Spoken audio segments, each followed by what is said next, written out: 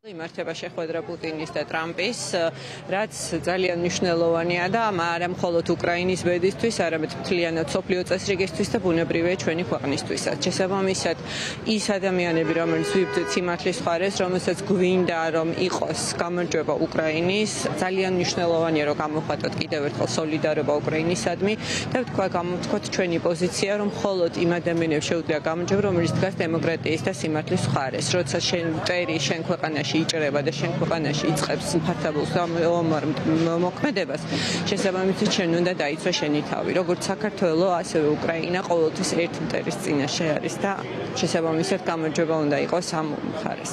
უკვე ძალიან დიდი ხანია, რაც უკრაინელების მხარდაჭერა და უკრაინის მხარდაჭერა გაცდა კონკრეტულად რაღაც ორ ქვეყანას შორის რომელიმე პოზიციის მხარდაჭერას, არამედ ზოგადად სამართლიანობის სიმბოლოდ იქცა მთელ მსოფლიოში ჩემთვის.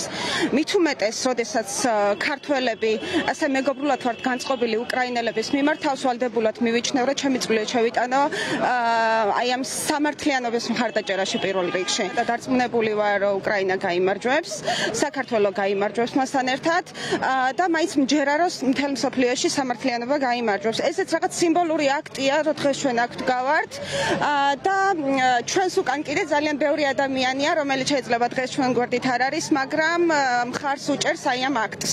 მთელი მსოფლიოს ყურადღება მიპყრობილი არის ალიასკისკენ, სადაც უნდა გადაწყდეს მნიშვნელოვანი საკითხები უკრაინის, რა თქმა უნდა, უკრაინის სასარგებლოდ, ამას ელოდება როგორც საქართველო, ისე მთელი მსოფლიოს ალბათ მილიონობით ადამიანი. თბილისი არ ჩამორჩება ამ მოვლენებს, როგორც ყოველთვის და ჩვენ მხარდაჭერას უცხადებთ. აქ შევჩენკოს ძეგლთან შევიკრიბეთ იმისთვის, რომ ჩვენი მეგობარი ქვეყნის უკრაინისადმი გამოვხატოთ დიდი სიყვარული და მხარდაჭერა.